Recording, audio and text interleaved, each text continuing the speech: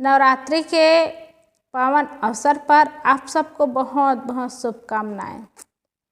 नवरात्रि का समय साल में 2 बार आता है, एक चैत के समय और एक कुंवार के समय। अभी चैत के समय में सब माता दुर्गा को याद करते हैं। नवरात्रि के समय माता दुर्गा को स्मरण करते हैं, याद करते हैं, इसलिए कि माता दुर्गा एक स्त्री जाति हो करके कितना साहस रहा, कितना बल रहा, हिम्मत का काम के एक पुरुष से लड़ाई भी किए, और इसीलिए माता दुर्गा को याद करते हैं और सब सर झुकाते हैं। निश्चित है देवियाँ स्त्री जाति हो करके जिसको असहाय, अबला ऐसे कहते थे, और आज स्त्री जाति हो करके बहुत देवियाँ हुई जिसको लोग पूजा भी करते हैं, सम्मान भी करते हैं, आदर भी करते हैं और स्मरण भी करते हैं। अभी माता दुर्गा को याद करते हैं, माता लक्ष्मी को याद करते हैं, माता सरस्वती को याद करते हैं, माता सीता को याद करते हैं। ये सब बहुत देवी को याद करते हैं, और सब देवियों में बहुत शक्ति रही, बहुत बल रहा, बहुत गुण रहा। अपने जीवन को सुरक्षित करने के लिए, अपने जीवन को बचाने के लिए, परिवार और समाज को बचाने के लिए त्याग तपस्या का जीवन और सारे सद्गुणों को धारण करके अपने जीवन को महान बनाएं। इसीलिए सब ऐसे देवियों को याद करते हैं और चरण झुक जाता है ऐसी देवियों को याद करके। निश्चित है माता दुर्गा एक स्त्री जाति थी और महिषासुर राक्षस को मार गिराई। एक कम बड़ी बात है, एक स्त्री जाति होकर के पुरुष से लड़ाई के, और पुरुष वो भी महिषासुर राक्षस रावण थे, राक्षस थे, और राक्षस हो करके उससे लड़ाई करके उसकी माता दुर्गा की विजय हुई। और माता दुर्गा की एक एक तरफ 4-4 हाथ दिखाते हैं। क्यों दिखाते हैं? प्रकृति का नियम है, एक ही हाथ होता है, एक एक तरफ दोनों मिल करके 2 हाथ होता है, और 2 हाथ से अगर ज़्यादा हो जाए तो वो उचित नहीं मानते। अब देखो ना, बताते हैं ना, शिशुपाल के 2 हाथ के अलावा 2 और हाथ रहे, 4 हाथ रहे, तो 2 हाथ उसको तोड़ना पड़ा या टूटे होंगे, जैसे भी स्थिति आई होगी। बताते हैं कि आकाशवाणी हुई और डरो मत, जिनके गोदी में जाने से इनके 2 हाथ गिर जाएंगे वही इनके मौत का कारण होगा कहे।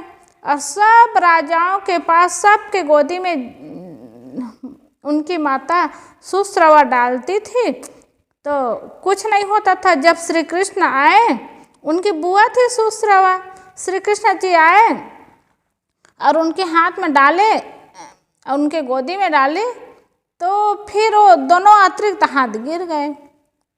तो निश्चित है प्रकृति का नियम है कि 2 हाथ होते हैं आदमी के, और 2 हाथ एक पहचान है और शक्ति है, बल है। लेकिन माता दुर्गा के एक एक तरफ 4-4 हाथ दिखाते हैं। क्या सही में 4-4 हाथ रहा होगा? सज्जनों, ये 4 हाथ नहीं था, ये हाथ के समान 4 हाथ की तरह उसके पास 4 बल था। बल और शक्ति रही, और शक्ति और बल के कारण और बनाते गए, चित्र दिखाते गए कि एक एक तरफ 4-4 हाथ है।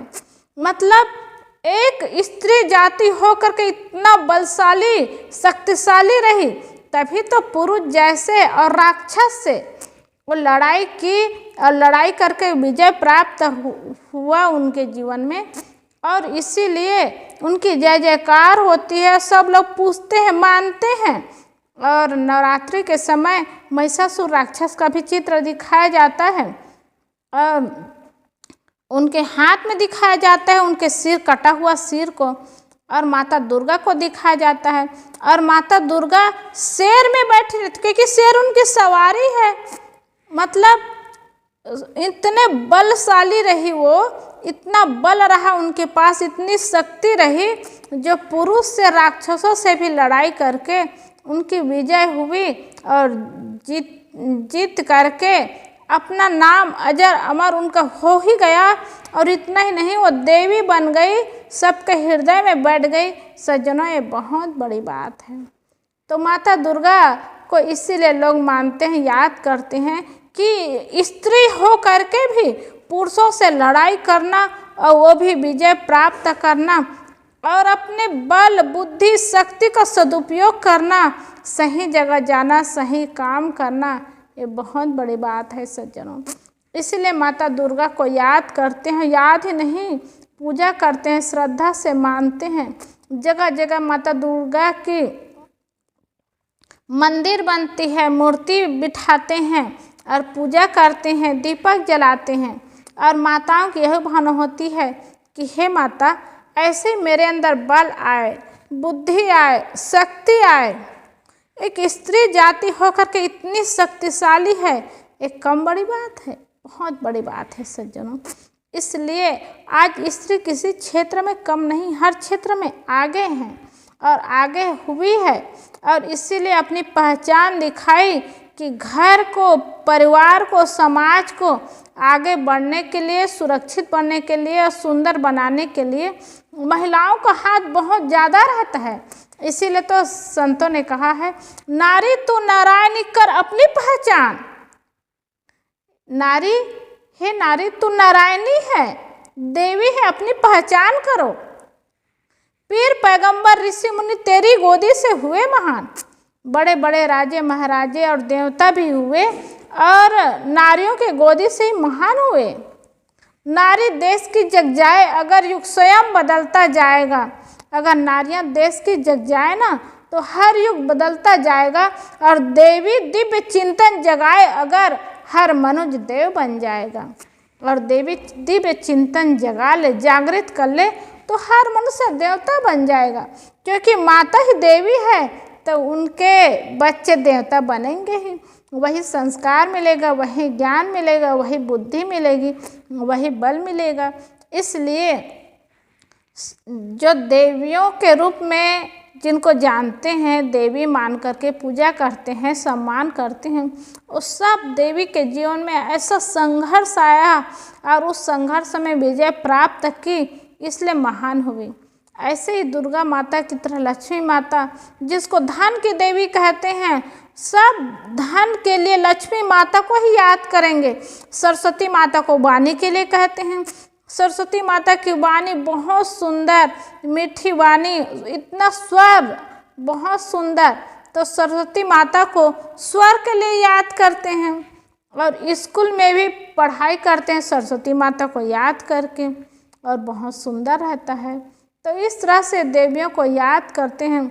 माँ सीता को याद करते हैं, पारिवारिक जीवन में रह करके वो कैसे जीवन बिताई, सब लोग उनकी जीवनी जानते हैं, जीवन की कहानी पढ़ते हैं, सुनते हैं और जानते हैं। कितनी बड़ी बात है।